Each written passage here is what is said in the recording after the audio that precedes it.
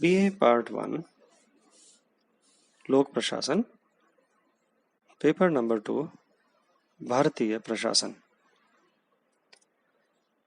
इन दिनों हम अपने लेसन्स में राष्ट्रपति की शक्तियां एवं कार्य समझ रहे हैं। हमने अपने पिछली ही क्लास में राष्ट्रपति की आपातकालीन शक्ति,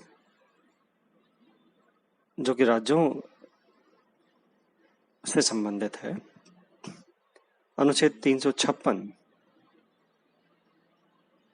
में या 356 के अधीन राज्य में संवैधानिक तंत्र के विफल होने पर, या ऐसा कहें कि राज्य में जब सरकार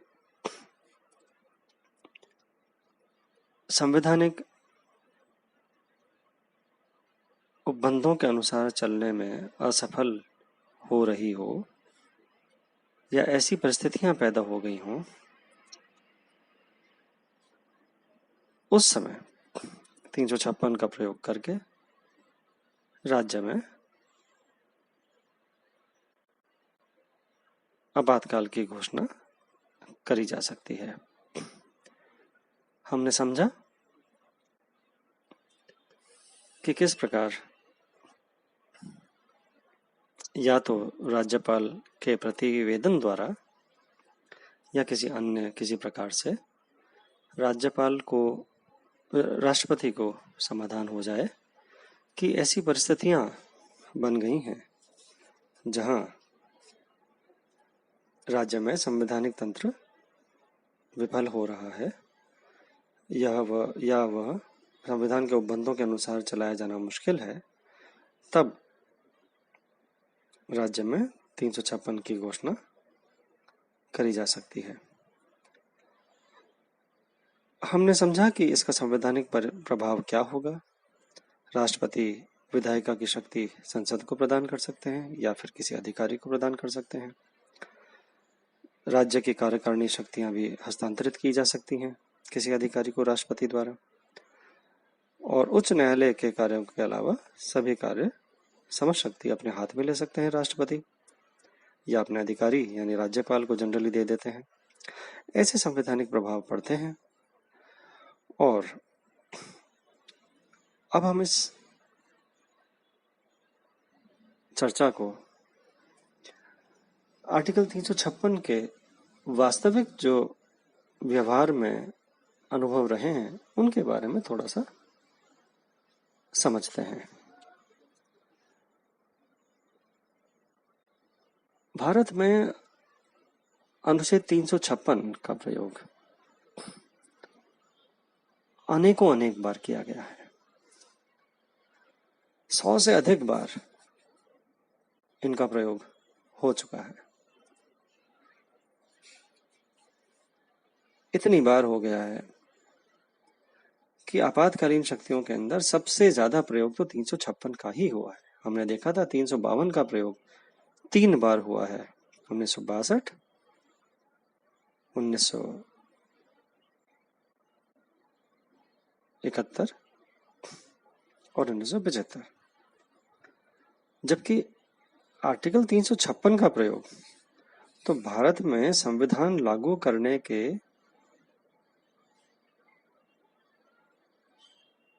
बाद 1 वर्ष बाद ही हो गया, 1951 में पहली बार, जब पंजाब में भार्गव मंत्रिमंडल के पतन के कारण ऐसी उद्घोषणा की गई। फिर 1952 में, 54 में, 56 में, कितने बार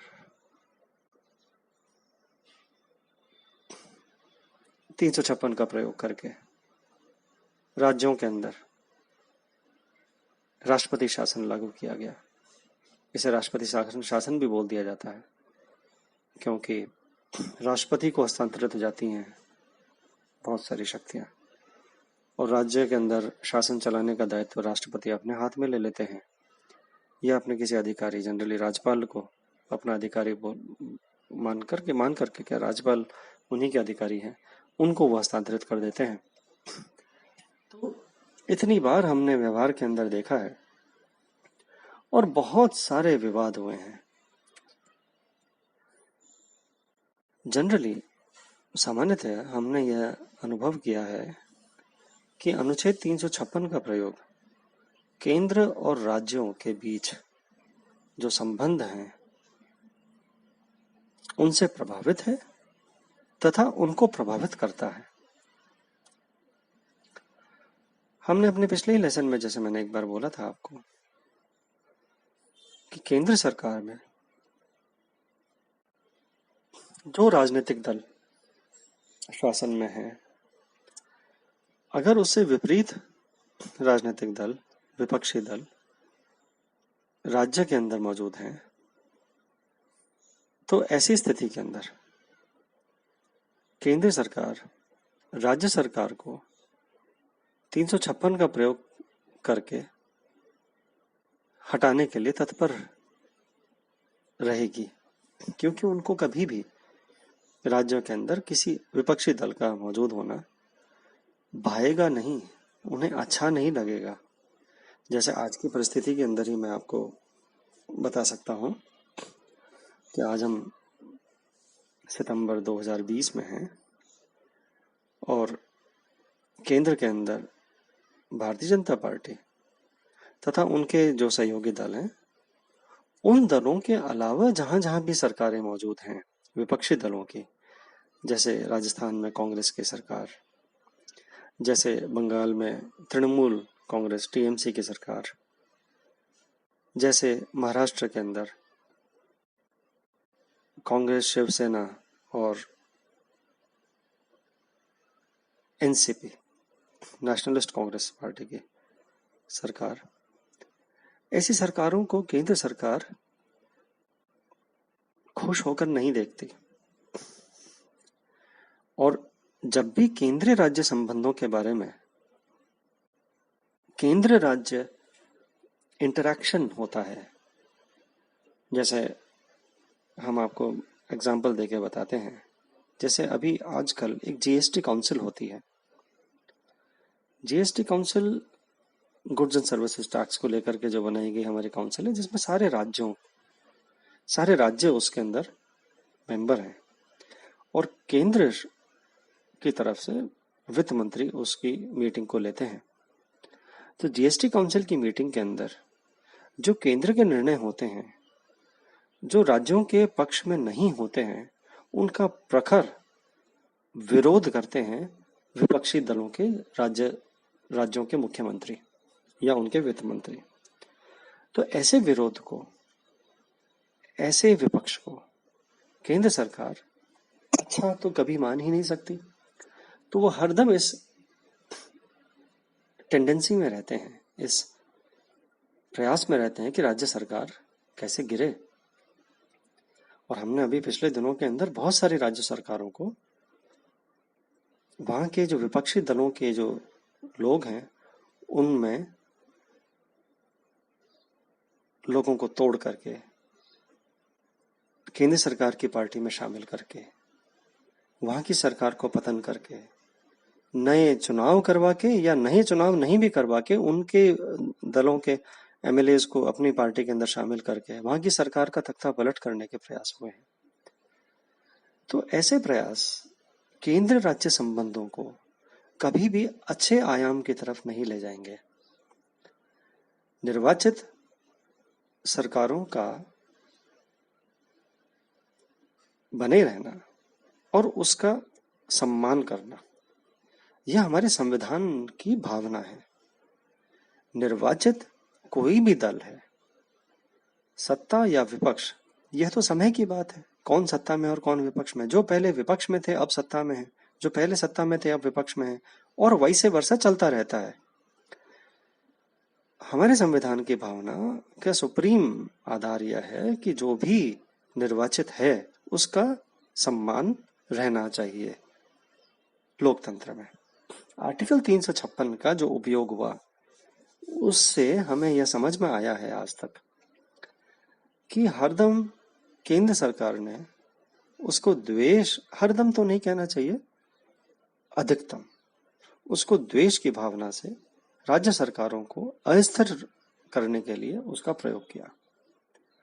और इसीलिए हमने एक दो बार तो ऐसी स्थिति भी देखी कि केंद्र सरकार ने अनुशंसा करी राष्ट्रपति को किसी राज्य के अंदर राष्ट्रपति शासन घोषित करने की, और राष्ट्रपति ने उसको पुनर्विचार के लिए उनको पास वापस भेज दिया। आपको ध्यान होगा अनुच्छेद 74, जिसके अंदर यह मौजूद है कि राष्ट्रपति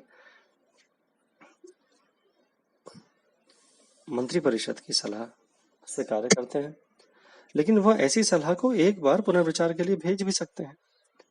तो पुनर्विचार के लिए भेजना एक बहुत बड़ी बात हो जाती है। राष्ट्रपति मंत्रिपरिषद को कह रहे हैं आप एक बार पुनर्विचार कीजिए कि आपने जो ये शासन की राष्ट्रपति शासन लगाने की जो घोषणा कर रहे हैं आप किसी राज्य के अंदर, क्या आप उसको सही लग रही है? ऐसा अभूतपूर्व समय के.आर. नारायणन के टाइम पे हुआ, जब भारत के संवैधानिक इतिहास में राष्ट्रपति के.आर. नारायणन ने बिहार में राष्ट्रपति शासन लागू करने की अधिसूचना को वापस ले लिया। अब ऐसा भी हुआ कि लोग कोर्ट में चले गए। जब राष्ट्रपति शासन लागू किया गया तो जिस पार्टी को बेदखल किया गया है वो राज्यपाल के या राष्ट्रपति के ऐसे निर्णय को लेकर के कोर्ट में चले जाते हैं, और कोर्ट से सुप्रीम कोर्ट ने अपने आदेशों में कई बार इनकी चर्चाएं की हैं। और हमने मैंने जो अभी आपको बताया कि रमेश भंडारी की 1997 का एक मैं आपको एग्जांपल देना चाहूंगा कि 1997 में उत्तर प्रदेश विधानसभा में विश्वास मत प्राप्त करने के बावजूद राज्यपाल रमेश भंडारी की रिपोर्ट के आधार पर केंद्रीय मंत्रिमंडल ने अनुच्छेद 356 के तहत विधानसभा भंग करके राज्य में राष्ट्रपति शासन लागू करने की अनुशंसा की। राष्ट्रपति के.आर. नारायणन ने मंत्रिमंडल की अनुशंसा को लौटाकर एक बार फिर अपने निर्णय पर विचार करने को कहा। इसी प्रकार के.आर. नारायणन ने दोबारा 1998 के अंदर भी बिहार में राबड़ी सरकार को बर्खास्त कर संविधान के अनुच्छेद 356 के तहत वहां राष्ट्रपति शासन की केंद्रीय मंत्रिमंडल की सिफारिश को पुनर्विचार के लिए एक बार वापस भेज दिया। तो हम ये पुनर्विचार वाला मुद्दा, या जब कभी जिस पार्टी को हटाया जाता है फिर वो केंद्र सरकार के विरुद्ध सुप्रीम कोर्ट में पहुंच जाते हैं, ऐसा हमने तब भी देखा जब 1992 के अंदर 1992 में बाबरी मस्जिद गिराए जाने के पश्चात मध्य प्रदेश, राजस्थान, उत्तर प्रदेश की सरकारों को बर्खास्त किया, और वे सब राष्ट्रपति के इस निर्णय के खिलाफ सुप्रीम कोर्ट में पहुंच गए। सुप्रीम कोर्ट ने बाद में कहा अपने निर्णयों के अंदर, इन निर्णयों में और भी अलावा इन निर्णयों के अंदर उन्होंने कहा है कि जब तक किसी सरकार के पास, जब तक किसी दल के पास राज्य की विधानसभा के अंदर बहुमत प्राप्त है, तब तक केंद्र सरकार उसको भंग करने की सिफारिश किसी ठोस आधार पे, सही आधार पे करे। यह काफी नहीं है कि राज्य सरकार को लग रहा है, राज्यपाल को लग रहा है कि वहां संविधान के अनुसार नहीं चल रहा। संविधान के अनुसार नहीं चलने का उन्होंने मापदंड बनाया कि वह मापदंड है राज्य की विधानसभा के अंदर बहुमत, कि अगर किसी दल को विधानसभा के अंदर बहुमत प्राप्त है तो वह सरकार बर्खास्त नहीं होनी चाहिए, वहां 356 का प्रयोग नहीं होना चाहिए। 356 का प्रयोग वहीं होना चाहिए जहां पर राज्य में कोई दल शासन में है और वह विधानसभा के अंदर अपना बहुमत खो दे, किसी भी कारण से, दल बदल के कारण से, या उसके पार्टी के लोग इस्तीफा दे दें इस कारण से, किसी भी कारण से। तो जब तक विधानसभा के अंदर बहुमत प्राप्त है तो वहां की सरकार बनी रहनी चाहिए। और इसी से संबंधित एक सरकार या आयोग, जो केंद्र राज्य संबंधों के बारे में भी एक आयोग बनाया गया था, जिसने 1988 के अंदर अपनी रिपोर्ट दी, उस सरकार या आयोग ने भी यही अपना मत जाहिर किया कि केंद्र राज्य संबंधों को अच्छा बनाने के लिए आर्टिकल 356 का पॉलिटिकल राजनीतिक तरीके से उपयोग नहीं होना चाहिए। वह संविधान के अवहेलना जैसे बहुमत न होना विधानसभा के अंदर, ऐसी स्थितियों के अंदर ही ऐसी उपयोग को करना चाहिए, इस बात को उन्होंने बल दिया। तो एसआर बोमई के निर्णय के अंदर सुप्रीम कोर्ट के अंदर भी यह बात चर्चा में आई कि केवल विधानसभा ही वह पटल होगा जहां किसी राज्य के संवैधानिक चलने या ना चलने के लिए बात तय होगी, और विधानसभा के अंदर अगर बहुमत प्राप्त है तो राज्य सरकार को बर्खास्त नहीं किया जाना चाहिए, उसका कोई ठोस रीजन और होने चाहिए।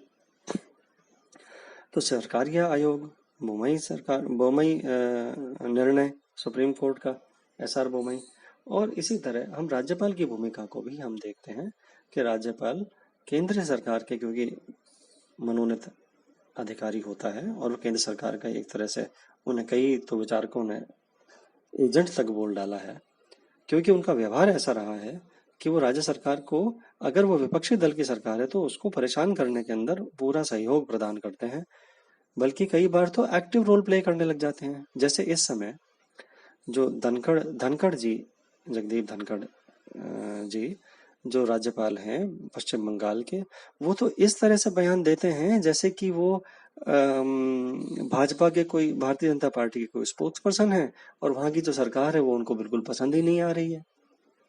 वो रोज राजनीतिक, रोज तो नहीं कहना चाहिए, मतलब निरंतर राजनीतिक अपने कमेंट वहां पे देते रहते हैं। राजनीति ना करके राज्यपाल को अपने पद और ऑफिस की गरिमा को बनाए रखते हुए संवैधानिक रूप से सरकार चल रही है या नहीं, बस इस पे नजर रखना चाहिए। उनको राजनीतिक बयान या राजनीतिक गतिविधियों में नहीं पड़ना चाहिए।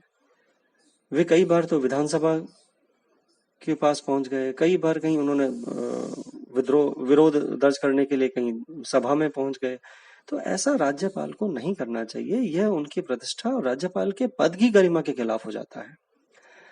राज्य के जो मुख्यमंत्री हैं और वो जो दल है वो तो राजनीति खुलम खुला करेंगे ही, क्योंकि उनका तो काम ही यही है, लेकिन राज्यपाल को अपने पद की गरिमा रखनी चाहिए, जैसे राष्ट्रपति अपने पद की गरिमा बनाए रखते हुए राजनीति के अंदर हस्तक्षेप नहीं करते हैं, तभी किसी भी राज्य के अंदर अच्छी तरह से गरिमा तरीके से एक इलेक्टेड गवर्नमेंट अच्छा अपना काम कर पाएगी। और अगर वह संवैधानिक संकट में आ जाते हैं, बहुमत नहीं रहता है, तब राज्यपाल को ऐसे कदम उठाने चाहिए कि वो आर्टिकल 356 का प्रयोग करते हुए वहां की सरकार को बर्खास्त करे, क्योंकि हमारे देश के अंदर विधानसभा के अंदर बहुमत होना सबसे बड़ा कसौटी है किसी सरकार के बने रहने या नहीं बने रहने पर। जो अनुच्छेद 356 का जो अनुभव है हमारा, जो व्यवहार में जो अनुभव है, उसके बारे में चर्चा करते हुए हमने आज ये बातें करी। अगले हमारे लेसन में हम एक तीसरी जो आपातकालीन शक्ति होती है राष्ट्रपति की, 356 के बाद 360 की वित्तीय आपातकाल के बारे में, उसके बारे में हम चर्चा करेंगे। धन्यवाद।